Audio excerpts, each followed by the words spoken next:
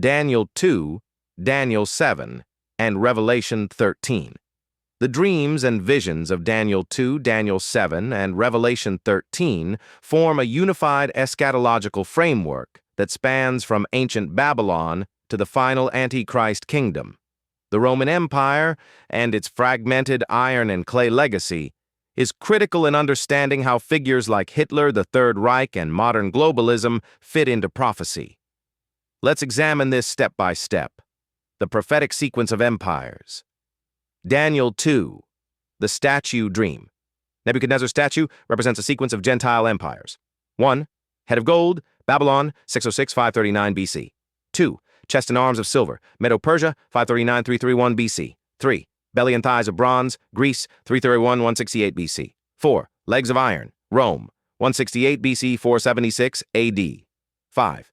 Feet of iron and clay, divided fragile kingdoms, 476 AD present.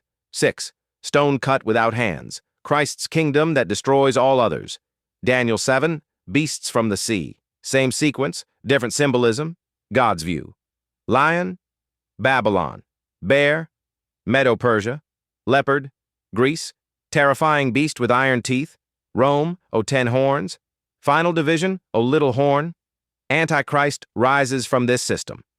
Revelation 13, final beast. Composite of Daniel's beasts. One global beast system with features of all past empires, empowered by the dragon, Satan. Headed by the Antichrist, is Rome. A continuation. Until Christ returns? Yes. The Roman Empire is depicted, not as vanishing, but as morphing. The legs of iron transition to the feet of iron and clay, symbolizing a divided, fragmented continuation of Rome, some parts strong, iron, and others weak, clay, a confederation of nations rather than a single empire. The Antichrist arises from this final fragile structure, Daniel 2:41-43. The kingdom shall be divided, some of the strength of the iron shall be in it, but they shall not cleave one to another, even as iron is not mixed with clay. So Rome never fully died. It metastasized into a loose alliance of Western powers that still carry its legacy. Legal systems, militarism, centralized governance, and imperial ambition. What are the nations of the iron and clay? Characteristics of the final kingdom: mixed racial, cultural, and political unions, clay, humanity, iron empire. It will be partly strong, partly brittle. They do not cleave together. Disunity, multiculturalism, ideological fracture, united economically or militarily, but not spiritually or culturally. Likely modern nations, post-Rome, post-Holy Roman Empire. Western Europe, Italy, Germany, France, Spain, Austria, Eastern remnants, Turkey, Byzantium, Balkans, former British Empire nations, UK, US, Canada, Papal and EU influences. Possibly NATO and the European Union, both trace their authority back to Roman ideals. These are not exclusive, but descendants of Roman civilization and aligned under its philosophical political legacy. How does Hitler and the Third Reich fit in, reviving Rome through violence and occultism? Hitler believed he was reviving the Roman Empire, spiritually and militarily.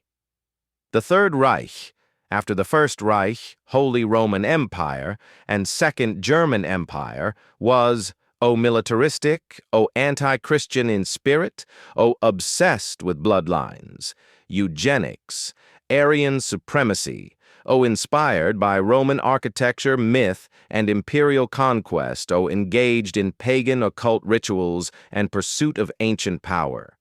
Hitler is viewed by many as a prototype or foreshadowing of the Antichrist. O charismatic rise, O global war, O genocide of God's people, Jews, O globalist dreams, O destruction from within Revelation 13:7-8, Antichrist system. And it was given unto him to make war with the saints, and power was given him over all kindreds and tongues and nations. The Third Reich failed because it was premature. But the spirit of empire, especially Roman-style totalitarianism, continues and will return to being more polished, more deceptive, more seductive. The final empire will be a blended monstrosity. Like the beast in Revelation 13, it will be a fusion of Babylonian pride, Persian control, Greek philosophy, and Roman power. The final empire will combine technocratic power, religious deception, and political control, all rooted in the legacy of Rome and the empires that preceded it.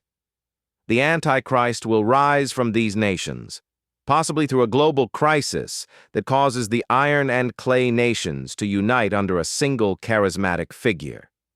Christ's return, the stone. In Daniel 2, a stone cut without hands smashes the statue at the feet, not the head. Christ returns not during Babylon or Greece, but during the fragmented empire stage, i.e., the modern day, where nations are part iron, part clay. And in the days of these kings shall the God of heaven set up a kingdom which shall never be destroyed. Daniel 2:44. Conclusion. Hitler and the Third Reich, a prototype of the Antichrist kingdom, a failed but revealing attempt to revive Rome's totalitarian spirit, Rome still present spiritually, culturally, legally, and politically. The legs became feet of iron and clay, which will host the final empire. Feet of iron and clay, a fragile confederation of modern Western and Eastern powers, divided ideologically, but united by globalism and empire building. The final kingdom will rise from this fractured alliance, possibly through a European or Mediterranean leader, using crises to gain control. Christ's return. He strikes the statue at the feet, destroying all man-made empires and setting up his eternal kingdom.